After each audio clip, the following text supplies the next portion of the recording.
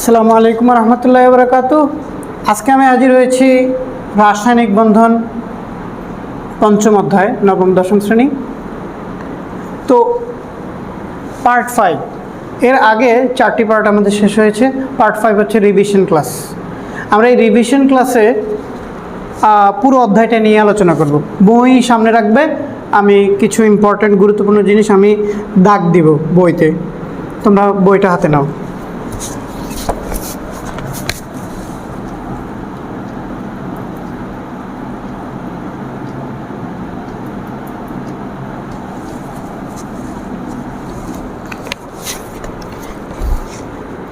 চুরাশি পৃষ্ঠায় আমাদের একটা সংজ্ঞা আছে, দাগ দিতে পারো। যোজ্যতা ইলেকট্রন কাকে বলে? পরমাণুর শেষ কক্ষপথের ইলেকট্রন বা ইলেকট্রন সমূহকে যোজ্যতা ইলেকট্রন বলে। আমি যদি বলি সোডিয়াম হচ্ছে 11, শেষ কক্ষপথে আছে একটি ইলেকট্রন, ওই একটি হচ্ছে তার যোজ্যতা ইলেকট্রন। আমি যদি বলি ক্লোরিন হচ্ছে 17, শেষ কক্ষপথে আছে 2, 8, 7, অর্থাৎ 7টি ইলেকট্রন আছে শেষ কক্ষপথে, ওই 7টি হচ্ছে যোজ্যতা ইলেকট্রন। অর্থাৎ কোনো পরমাণুর তার শেষ কক্ষপথের যতগুলো ইলেকট্রন আছে সবগুলো হচ্ছে যোজ্যতা ইলেকট্রন। এটা আমাদের 84 পৃষ্ঠার একদম প্রথম লাইনেই আছে, তোমরা দাগ দিয়ে রাখো যোজ্যতা ইলেকট্রন কাকে বলে। 85 পৃষ্ঠায় প্রথম পার্টে আছে যোজনী বা যোজ্যতা কাকে বলে। যোজনী কাকে বলে? একটি মৌল কতগুলো ইলেকট্রন দিতে পারে অথবা কতগুলো নিতে পারে, এটা হচ্ছে তার যোজনী। অর্থাৎ যুক্ত হওয়ার ক্ষমতা, সে কতগুলো ইলেকট্রন দিতে পারে এবং কতগুলো ইলেকট্রন নিতে পারে, এটা হচ্ছে যোজনী বা যোজ্যতা। যুক্ত হওয়ার ক্ষমতাকে যোজনী বা যোজ্যতা বলে। 85 পৃষ্ঠার প্রথম দিকেই আছে। এরপর আছে পরিবর্তনশীল যোজনী। যদি একটি মৌলের একাধিক যোজনী থাকে সেটা পরিবর্তনশীল যোজনী। যেমন আমি যদি বলি FeCl2 এবং FeCl3, তো FeCl2-তে আমরা জানি আয়রনের যোজনী হচ্ছে 2 এবং 3। FeCl2-তে দেখা যাচ্ছে আয়রনের যোজনী ব্যবহার হয়েছে 2, FeCl3-তে ব্যবহার হয়েছে আয়রনের যোজনী 3। যে যোজনী ব্যবহার হয় তাকে বলে সক্রিয় যোজনী, অর্থাৎ ক্রিয়াশীল যোজনী। এই যে এখানে যে ক্রিয়াশীল যোজনী কত? 2, এখানে ক্রিয়াশীল যোজনী কত? 3। তো সক্রিয় যোজনী এবং তার সর্বোচ্চ যোজনী, সক্রিয় যোজনী এবং তার সর্বোচ্চ যোজনী, এটার পার্থক্য আমরা যদি এভাবে বলি যে সর্বোচ্চ যোজনী বিয়োগ সক্রিয় যোজনী, সর্বোচ্চ যোজনী বিয়োগ সক্রিয় যোজনী, বিয়োগ করলে কত হয়? এটা হচ্ছে তার সুপ্ত যোজনী। তাহলে আয়রনের সর্বোচ্চ যোজনী হচ্ছে 3, কিন্তু এই যৌগে ব্যবহার হয়েছে অর্থাৎ সক্রিয় আছে 2, সর্বোচ্চ সক্রিয় বিয়োগ করলে হবে সুপ্ত যোজনী। এখানে আয়রনের সর্বোচ্চ যোজনী 3, ব্যবহার হয়েছে অর্থাৎ সক্রিয় আছে 3 থেকে 3 বিয়োগ করলে তার সুপ্ত যোজনী হচ্ছে 0। তাহলে সর্বোচ্চ যোজনী এবং ক্রিয়াশীল যোজনী মানে হচ্ছে যেই যোজনীটা এখানে কাজ করতেছে, কত যোজনী কাজ করতেছে? এখানে 3। সর্বোচ্চ এবং সক্রিয় যোজনীর বিয়োগফল হচ্ছে সুপ্ত যোজনী। এমসিকিউতে আসবে 1 মার্ক। এরপর 87 পৃষ্ঠায় যৌগমূলক। একাধিক মৌলের যদি পরমাণু বা আয়ন পরস্পরের সাথে মিলিত হয়ে ধনাত্মক বা ঋণাত্মক আধান বিশিষ্ট একটি পরমাণুগুচ্ছ তৈরি করে, একটি মৌলের ন্যায় আচরণ করে। 2টি মৌল মিক্স হইল কিন্তু আচরণ করলো একটি মৌলের ন্যায়, অর্থাৎ সে বিবাহিত কিন্তু আচরণ করে অবিবাহিতের মতো, অর্থাৎ সে মিঙ্গেল কিন্তু আচরণ করে সিঙ্গেলের মতো।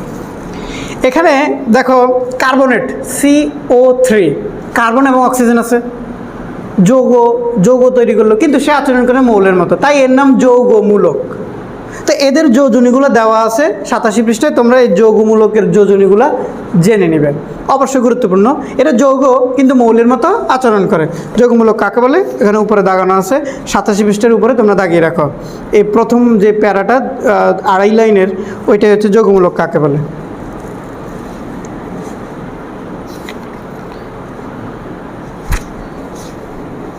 আমরা যদি 90 পৃষ্ঠায় আসি, এখানে অষ্টক নিয়ম নিয়ে আলোচনা করছে। তো অষ্টক নিয়ম মানে কি?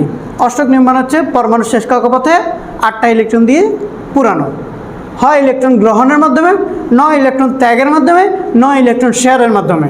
যদি শেষ কক্ষপথে 8টা ইলেকট্রন হয় এটাকে বলা হয়েছে অষ্টক নিয়ম। অর্থাৎ পরমাণুর শেষ কক্ষপথে 8টি ইলেকট্রন দ্বারা নিষ্ক্রিয় গ্যাসের ইলেকট্রন বিন্যাস লাভের মাধ্যমে যৌগ গঠন পদ্ধতিকে অষ্টক নিয়ম বলে। এখন সোডিয়াম তার শেষ কক্ষপথে একটা ইলেকট্রন ত্যাগ করে সে হয়ে যায় নিয়নের মতো, নিয়ন 10, সোডিয়াম একটা ইলেকট্রন ত্যাগ করে হয়ে যায় 10, তাহলে নিয়নের মতো ইলেকট্রন বিন্যাস অর্জন করে, অর্থাৎ নিষ্ক্রিয় গ্যাসের মতো ইলেকট্রন বিন্যাস অর্জন করে। অন্যদিকে ক্লোরিন 17, সে একটা ইলেকট্রন গ্রহণ করে আর্গনের মতো, আর্গন তো 18, একটা ইলেকট্রন ক্লোরিনে গ্রহণ করলে ক্লোরিনও হয়ে গেল 18। তো সবাই চায় ওই নিষ্ক্রিয় গ্যাসগুলোর মতো ইলেকট্রন বিন্যাস অর্জন করতো। নিষ্ক্রিয় গ্যাসের ইলেকট্রন বিন্যাস কীরকম? শেষ কক্ষপথ ইলেকট্রন দ্বারা পরিপূর্ণ। কেউ ত্যাগ করে পরিপূর্ণ হতে চায়, কেউ গ্রহণ করে পরিপূর্ণ হতে চায়, আর কেউ শেয়ার করে পরিপূর্ণ হতে চায়। এটা হচ্ছে অষ্টক নিয়ম। আমরা এখানে PCl3, PCl5, SF2, SF4, SF6 এগুলো নিয়ে আমাদের আলোচনা হয়েছিল পার্ট 2-তে। আমরা ওইখানে দেখিয়েছিলাম কারা অষ্টক নিয়ম অনুসরণ করে এবং কারা অষ্টক নিয়ম অনুসরণ করে না। যাদের শেষ কক্ষপথ 8টা ইলেকট্রন হবে তারাই অষ্টক নিয়ম অনুসরণ করবে, যাদের 8টা ইলেকট্রন হবে না তারা অষ্টক নিয়ম অনুসরণ করেনি। যারাই অষ্টক নিয়ম বুঝুনি তারা পার্ট 2 দেখে আসতে পারে। আর আমাদের এখানে অরবিটালগুলো জেনে রাখা প্রয়োজন যে পি অরবিটাল ইলেকট্রন ধরে 6টা, কিন্তু পি অরবিটালের ভাগ আছে PX, PY, PZ, 3 ভাগ। প্রত্যেকটাতে দুইটা করে ধরার কারণেই 6 হয়। ডি অরবিটাল ইলেকট্রন ধরে 10টা, এখানে আছে 5 ভাগ, DXY, DYZ, DZX, DX square minus Y square, DZ square. আমাদের সাধারণত এগুলো কোনো কাজে আসতেছে না। ইন্টারে গেলে দ্বাদশ শ্রেণীতে তোমাদের এগুলোর কাজ আসবে, একাদশ দ্বাদশ শ্রেণীতে। তো আমাদের মূলত ইলেকট্রন বিন্যাস যখন আমরা উত্তেজিত করি তখন এই কক্ষপথগুলোর এই অরবিটালগুলোর প্রয়োজন হয়। এখানেও দুইটা করে ধরে, মোট 10টা, 2টা করে মোট 10টা। এটা আমরা লিখে রাখতে পারি 91 পৃষ্ঠায়। গুরুত্বপূর্ণ টপিকগুলা তোমরা খাতায় না লিখে বা গাইডে না দাগিয়ে বইতেই লিখে রাখতে পারো। বইতে লিখে রাখলে মনে থাকবে ভালো। এরপরে 92 পৃষ্ঠা আছে ক্যাটায়ন কাকে বলে, অ্যানায়ন কাকে বলে। আমরা জানি ধনাত্মক আধানযুক্ত যারা আছে এরা হচ্ছে ক্যাটায়ন। এটা হচ্ছে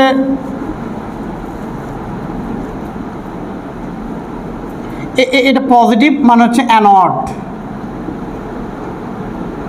পজিটিভ মানে কি অ্যানোড। আর এই যে নেগেটিভ, এই যে ছোটো দাগটা নেগেটিভ, নেগেটিভ মানে হচ্ছে ক্যাথোড। ধরো কার্বন দণ্ডই দিলাম, এখানে ধরো লবণের পানি মিক্স করলাম, লবণের পানি, sodium chloride, sodium chloride. Sodium chloride দ্রবীভূত অবস্থায় কীভাবে থাকে? Na প্লাস Cl মাইনাসে থাকে, এভাবে থাকে দ্রবীভূত অবস্থায়। তাহলে এখানে দেখতেছি একটা ধনাত্মক আধান আছে, একটা ঋণাত্মক আধান আছে। তো সবসময় ঋণাত্মকটা ধনাত্মকের দিকে যাবে, ধনাত্মক মানে অ্যানোডের দিকে, কারণ এখানে ক্লোরিনের ইলেকট্রন আছে। ক্লোরিন এই যে এই ইলেকট্রনটা দিয়ে দিবে, ক্লোরিন এই ইলেকট্রনটা দিয়ে Cl এ পরিণত হয়। আর সোডিয়ামের দেখো, সোডিয়াম Na প্লাস আছে, ওই ইলেকট্রনটা নিয়ে Na তে পরিণত হয়। তাহলে সোডিয়াম ইলেকট্রন নিতে যাবে আর ক্লোরিন ইলেকট্রন দিতে যাবে। এই Cl মাইনাস একটা ইলেকট্রন থাকার কারণে সেই ইলেকট্রন দিতে যায় কোথায়? অ্যানোডে। তো অ্যানোডের দিকে কোন আয়নটা আসলো? সে হচ্ছে অ্যানায়ন, অ্যানোডের আয়ন, অ্যানায়ন।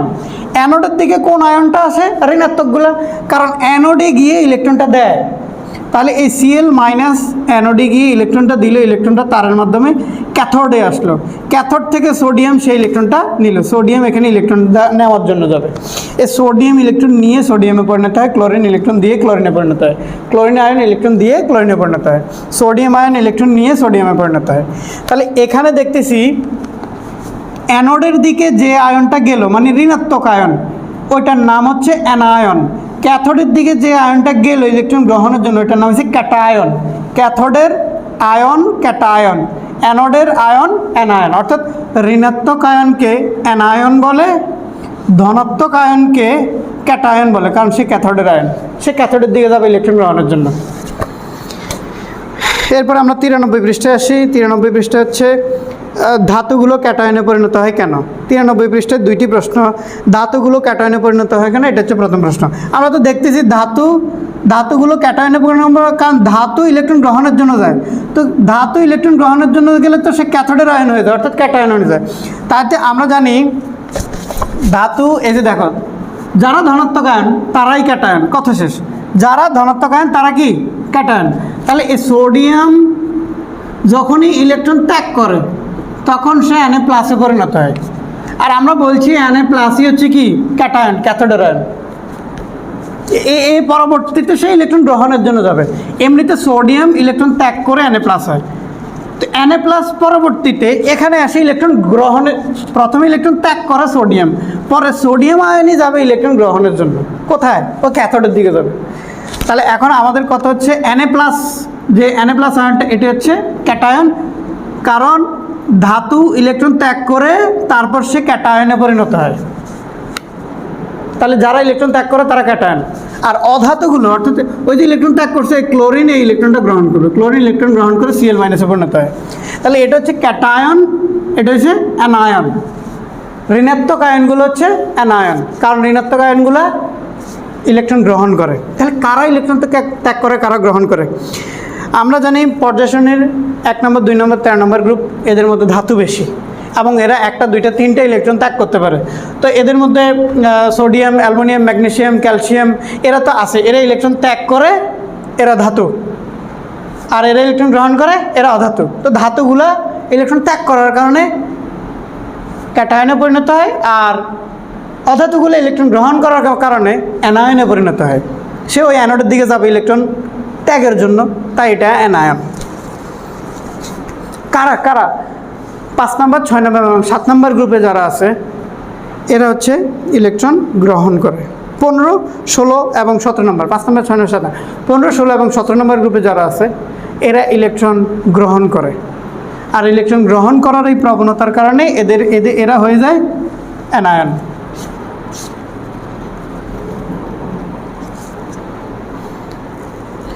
তাহলে 93 পৃষ্ঠায় আমাদের ওই ধাতুগুলো ক্যাটায়নে পরিণত হয় কেন, এটা একটি প্রশ্ন। 93 আর 94 পৃষ্ঠা মিলে প্রশ্ন হচ্ছে অধাতুগুলো ক্যাটায়ন তৈরি করে না কেন, মানে অ্যানায়ন কেন তৈরি করে। 94 পৃষ্ঠাটি আছে, অধাতুগুলো অ্যানায়ন তৈরি করে কেন। অধাতুগুলো ইলেকট্রন গ্রহণ করে ঋণাত্মক আয়নে পরিণত হয়, আর ঋণাত্মক আয়নগুলো হচ্ছে অ্যানায়ন। অ্যানোডের আয়ন অ্যানায়ন, অ্যানোডে যাবে ইলেকট্রন দেওয়ার জন্য, অ্যানোডে যাবে ইলেকট্রন দেওয়ার জন্য, অ্যানোডের আয়ন অ্যানায়ন। তো অধাতুগুলোতে ইলেকট্রন কী করে, গ্রহণের জন্য যায়। হ্যাঁ,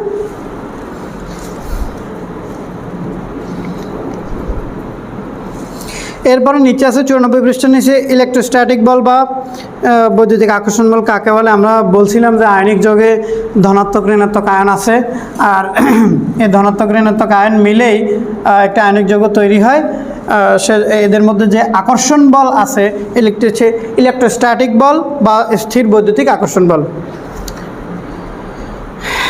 আর এই আকর্ষণ বল দ্বারা যে যৌগ তৈরি হয় সেটি হচ্ছে আয়নিক যৌগ। এটা এখানে দেখানো হয়েছে সোডিয়াম ক্লোরাইডের গঠন। সোডিয়াম ইলেকট্রন ত্যাগ করে, ক্লোরিন ইলেকট্রন গ্রহণ করে। 95 পৃষ্ঠায় দেখানো হয়েছে। আমরা এটা অনেকবারই দেখিয়েছি, সোডিয়াম ইলেকট্রন ত্যাগ করে ক্লোরিন ইলেকট্রন গ্রহণ করে সোডিয়াম ক্লোরাইডে পরিণত হয়। অন্যদিকে ম্যাগনেসিয়াম যেহেতু 12, সে 2টি ইলেকট্রন ত্যাগ করে। আচ্ছা, বইগুলোতে এই যে এই ত্যাগটা এভাবে দেখায় না। এই যে ত্যাগ তুমি এবার দেখালে চলবে, কিন্তু এই যে মাইনাস, এই যে এদিকে সোডিয়াম একটা ইলেকট্রন ত্যাগ করছে, এটাকে ওই দিকে দেখায়। এদিকে মাইনাস, তো ওইদিকে গেলে কী হয়ে যাবে, প্লাস হয়ে যাবে। তো বইগুলোতে এভাবে দেখানো আছে, অর্থাৎ একটা ইলেকট্রন কম, তো এর সাথে একটা ইলেকট্রন যুক্ত হলে তখন সোডিয়াম হয়, এটা বুঝাইছে। কিন্তু সোডিয়াম মুখে বলতে গেলে ওইভাবে, লিখতে গেলে ওইভাবে, সোডিয়াম ইলেকট্রন ত্যাগ করে Na+ এইভাবে বলতে হবে আর কি। লিখতে গেলে এভাবে বা এভাবে তুমি যাবে, ওই লেখার সমস্যা নেই।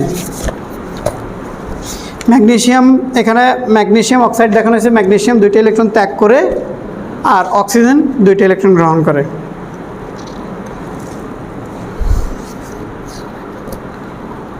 এরপরে দেখানো হয়েছে 97 পৃষ্ঠায়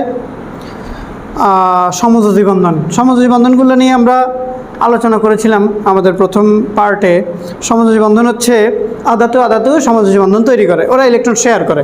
98 পৃষ্ঠায় এখানে কয়েকটা দ্বিপরমাণু গ্যাস নাম বলছে প্রথম দিকে, হাইড্রোজেন, অক্সিজেন, নাইট্রোজেন। এরা সিঙ্গেল থাকে না, এরা 2টি একসাথে থাকে সবসময়। এর হচ্ছে দ্বিপরমাণুক গ্যাস। হাইড্রোজেন, আমরা ধাতব বন্ধনগুলো নিয়ে আলোচনা করছিলাম আমাদের প্রথম পার্টে। এই হাইড্রোজেন বন্ধন কিভাবে তৈরি হয়, একক বন্ধন। এরপরে দেখানো হয়েছে অক্সিজেন বন্ধন কিভাবে তৈরি হয়, দ্বিবন্ধন অক্সিজেন। আমরা আরেকটা দেখিয়েছিলাম নাইট্রোজেন বন্ধন কিভাবে তৈরি হয়, ওখানে ত্রিবন্ধন থাকে। এরপরে পানির দেখানো হয়েছে 99 পৃষ্ঠায় পানির বন্ধন। এখানে পানিতে অক্সিজেন থাকে একটা, হাইড্রোজেন থাকে দুইটা। অক্সিজেনের প্রথম স্তরে থাকে দুইটা ইলেকট্রন, পরের স্তরে থাকে অক্সিজেন যেহেতু 8, পরের স্তরে থাকবে 6টা। 1 2 3 4 5 6। এখান থেকে একটি প্রশ্ন আসে, এই হাইড্রোজেন এখানে আসে যুক্ত হইলো, হাইড্রোজেনের এই একটা ইলেকট্রন, এই হাইড্রোজেন এখানে আসে যুক্ত হইলো, হাইড্রোজেন এখানে আসে যুক্ত হইলো। এই যে পানির অণুর আকৃতি দেখতে কি ভি আকৃতির হয়ে গেল না? এখানে অক্সিজেন, এখানে হাইড্রোজেন, এখানে হাইড্রোজেন। এই দেখো পানির অণুর আকৃতি ভি আকৃতির। কেন পানির অণুর আকৃতি উল্টা ভি আকৃতির? অক্সিজেনের শেষ কক্ষতে 6টা, তো এখানে 2টা, এখানে 2টা, 4টা, আর এখানে একটা, এখানে একটা, 6টা। আর হাইড্রোজেন আসে ইলেকট্রন শেয়ার করছে, সমযোজী বন্ধন তৈরি করছে। এখন এদেরকে বলা হয় মুক্ত জোড় ইলেকট্রন। এটা হচ্ছে বন্ধন জোড় ইলেকট্রন। মুক্ত জোড় ইলেকট্রনের বিকর্ষণে এই বন্ধন জোড় ইলেকট্রনগুলা নিচের দিকে বেঁকে যায়। পানির অণুর আকৃতি কেন ভি আকৃতির? মুক্ত জোড় ইলেকট্রনের বিকর্ষণে বন্ধন জোড় ইলেকট্রনগুলো নিচের দিকে বেঁকে যায়, তাই পানির অণুর আকৃতি উল্টা ভি আকৃতির। মুক্ত জোড় ইলেকট্রনের বিকর্ষণে বন্ধন জোড়, যে হাইড্রোজেনের আর অক্সিজেনের যে সিঙ্গেল ইলেকট্রনের যে শেয়ার করছিল, এই বন্ধন জোড় ইলেকট্রনগুলো নিচের দিকে বেঁকে যায়, তাই পানির অণুর আকৃতি উল্টা ভি আকৃতির। এরা বন্ধনে অংশগ্রহণ করেনি, তাই এদের নাম মুক্ত জোড় ইলেকট্রন। এরা বন্ধনে অংশগ্রহণ করছে, তাই এদের নাম বন্ধন জোড় ইলেকট্রন। 99 পৃষ্ঠায় তা দেখানো হয়েছে। 100 পৃষ্ঠায় দেখানো হয়েছে গলনাঙ্ক, স্ফুটনাঙ্ক। আমরা জানি আয়নিক যৌগগুলোর গলনাঙ্ক এবং স্ফুটনাঙ্ক বেশি হয়, অর্থাৎ এগুলোকে গলাইতে, এদের তরল অবস্থা থেকে এদেরকে ফুটাইতে বেশি তাপশক্তির প্রয়োজন হয়, তাই এদের গলনাঙ্ক স্ফুটনাঙ্ক বেশি। আর সমযোজী যৌগগুলোর গলনাঙ্ক স্ফুটনাঙ্ক কম, কারণ এদের মধ্যে দুর্বল ভ্যান্ডারওয়ালস আকর্ষণ শক্তি থাকে, তাই এদের গলাইতে বা ফুটাইতে অর্থাৎ গলনাঙ্ক স্ফুটনাঙ্ক অনেক কম হয়ে থাকে। 101 পৃষ্ঠায় দেখানো হয়েছে দ্রাব্যতা বা দ্রবণীয়তা। আয়নিক যৌগগুলো পানিতে দ্রবীভূত হয়, সমযোজী যৌগগুলো পানিতে দ্রবীভূত হয় না। আয়নিক যৌগগুলো আয়ন আকারে বিভক্ত হতে পারে, তাই পানি তাকে একটি শর্ত দেয়, তাকে আপনি আয়ন আকারে বিভক্ত হতে হবে, তা আপনি আমার সাথে দ্রবীভূত হতে পারেন, পানির এটি শর্ত। তো আয়নিক যৌগগুলো আয়ন আকারে বিভক্ত হতে পারে, তাই সে পানিতে দ্রবীভূত হতে পারে। আরেকটি শর্ত, আপনি যদি সমযোজী হন, দ্রবীভূত হতে পারবেন, তবে পোলার সমযোজী যৌগ হইতে হবে। পোলার মানে হচ্ছে সমযোজী যৌগ কিন্তু দুই দিকে ধনাত্মক ঋণাত্মক প্রান্ত আছে, তো আপনি পানিতে দ্রবীভূত হতে পারবেন। যদি সমযোজী যৌগ কিন্তু ধনাত্মক ঋণাত্মক প্রান্ত নাই, পানিতে দ্রবীভূত হতে পারবেন না। এটা আমরা দ্রবণীয়তার পার্টে আমরা আলোচনা করেছিলাম, 3য় পার্টে। এটা 101 পৃষ্ঠায় এখানে আলোচনা করা হয়েছে। এরপর 102 পৃষ্ঠায় এই যে সমযোজী যৌগগুলো কেন পানিতে দ্রবীভূত হয় না, এখানে প্রশ্ন আছে। 102 পৃষ্ঠায় আয়নিক যৌগগুলো কেন পানিতে দ্রবীভূত হয়, সমযোজী যৌগগুলো কেন পানিতে দ্রবীভূত হয় না। এরপর হচ্ছে বিদ্যুৎ পরিবাহিতা। আয়নিক যৌগগুলোর মধ্যে এই যে সোডিয়াম ক্লোরাইডের দ্রবণে বিদ্যুৎ পরিবহন হয় কেন? এই যে ইলেকট্রন দিবে, ইলেকট্রনটা এখানে যাবে, সোডিয়াম যে ইলেকট্রনটা নেবে, অর্থাৎ বিদ্যুৎ পরিবহন চলবে। আয়ন আকারে বিভক্ত থাকার কারণেই তো বিদ্যুৎ পরিবহন হবে। যদি সমযোজী যৌগ তো এভাবে আয়ন আকারে বিভক্ত হয় না, ইলেকট্রন আদান প্রদান নাই, তো তাই, কারণ এখানে তো ইলেকট্রন আদান প্রদানের মাধ্যমে, যে এখানে দেখানো হয়েছে ইলেকট্রন আদান প্রদানের মাধ্যমে সে আয়ন আকারে বিভক্ত হয়েছে। সমযোজী যৌগগুলোতে তো ইলেকট্রন আদান প্রদান নাই, তাই সে আয়ন আকারে বিভক্ত হয়ও না। আয়ন আকারে বিভক্ত না হলে তার ভিতর দিয়ে বিদ্যুৎ পরিবহন হবে না। সে কে ইলেকট্রন দিবে? ইলেকট্রন দিতে হবে, তো ইলেকট্রনটা এখানে আসতে হবে, তো অন্য কেউ ইলেকট্রন গ্রহণ করতে হবে। তো এখন সমযোজী যৌগটা ধনাত্মক ঋণাত্মক প্রান্তই না, ইলেকট্রন দিবে কে আর নিবে কে, তাই সমযোজী যৌগগুলো বিদ্যুৎ পরিবহন করে না। তো এখানে 103 পৃষ্ঠায় এখানে গ্লুকোজ বিদ্যুৎ পরিবহন করে না, HCl বিদ্যুৎ পরিবহন করে, ক্যালসিয়াম ক্লোরাইড বিদ্যুৎ পরিবহন করে। এটা আমাদের 4র্থ পার্টে আলোচনা হয়েছে বিদ্যুৎ পরিবহন নিয়ে, গলনাঙ্ক স্ফুটনাঙ্ক নিয়ে। তো এটি একটি প্রশ্ন, গ্লুকোজ বিদ্যুৎ পরিবহন করে না, কিন্তু ক্যালসিয়াম ক্লোরাইড বা HCl বিদ্যুৎ পরিবহন বা NaCl বিদ্যুৎ পরিবহন করে কেন? 103 পৃষ্ঠাটা দেখানো আছে। কেলাস গঠন এখানে নিচে দেখানো হয়েছে। আয়নিক যৌগগুলো সাধারণত কেলাস গঠন করে, কেলাস গঠনের মাধ্যমে এদের ধনাত্মক ঋণাত্মক প্রান্তের সৃষ্টি হয়। 104 পৃষ্ঠায় বলা হয়েছে ধাতব বন্ধন। ধাতব বন্ধন ধাতুগুলা একে অপরের সাথে ধাতুগুলো ইলেকট্রন ত্যাগ করে, আগে ইলেকট্রন ত্যাগ করে পারমাণবিক শ্বাস তৈরি করে। ধাতু ইলেকট্রন ত্যাগ করলে পারমাণবিক শ্বাস তৈরি হয়, আর এই ইলেকট্রনটা চারপাশ দিয়ে ঘূর্ণনশীল অবস্থায় থাকে। এটা হচ্ছে মুক্ত ইলেকট্রন। এই একটা ধাতু এরকমগুলো অনেকগুলো ধাতু একটার সাথে একটা যুক্ত হয় 3D মডেল, অর্থাৎ স্থির বৈদ্যুতিক আকর্ষণের মাধ্যমে তারা ইলেকট্রনগুলোকে আকর্ষণ করে রাখে, ত্রিমাত্রিক বিন্যস্ত হয়ে থাকে। তারা এভাবে ধাতব বন্ধন তৈরি করে। এখানে দেখানো আছে প্রথম দিয়ে দুইটি ধাতব পরমাণু কাছাকাছি এলে এদের মধ্যে বন্ধন গঠিত হয়, সেটাকে ধাতব বন্ধন বলে। এটা পারমাণবিক শ্বাস তৈরি করে ইলেকট্রন, এটাকে পারমাণবিক শ্বাস। আর এই পারমাণবিক শ্বাসের বাইরে দিয়ে ইলেকট্রনগুলো ঘূর্ণনশীল অবস্থা থাকে, এরা তাপ এবং বিদ্যুৎ পরিবহন করে। তো এখানে 105 পৃষ্ঠার উপরে দেওয়া আছে ধাতুগুলো কেন তাপ এবং বিদ্যুৎ পরিবহন করে। কারণ মুক্ত ওই যে সঞ্চারণশীল, এই যে ইলেকট্রন ত্যাগ করছে, এই ইলেকট্রনটা যাবে কই? যদি এখানে ক্লোরিন ইলেকট্রন এখানে গ্রহণ করছে, কিন্তু এখানে যদি ক্লোরিন না থাকে, তাহলে এই যে ত্যাগকৃত ইলেকট্রনটা কিন্তু ধাতুর ভিতরে, ধর একটা লোহার ভিতরে, এই লোহাটার ভিতরে ঘূর্ণন ইলেকট্রনগুলো রয়ে গেছে, এই ত্যাগকৃত মুক্ত ইলেকট্রনটা রয়ে গেছে, আর ওই ইলেকট্রনটাই তাপ এবং বিদ্যুৎ পরিবহন করবে। এখানে ধাতুর বিদ্যুৎ পরিবাহিতা দেখাইছে, একদিকে পজিটিভ এবং নেগেটিভ ইলেকট্রন কারেন্ট দেওয়ার সাথে সাথে ইলেকট্রনগুলো একমুখী হয়ে দৌড়ানো শুরু করে পজিটিভের দিকে। আমাদের অধ্যায়ের রিভিশন ক্লাসে এতটুকু আলোচনা। যদি কারো কোনো সমস্যা থাকে তাহলে আমাদেরকে কমেন্টে জানিয়ে দিবে। কমেন্টে জানিয়ে দিলে পরবর্তীতে ইনশাল্লাহ সেই সমস্যা নিয়ে আবার আলোচনা করা হবে। আল্লাহ হাফেজ।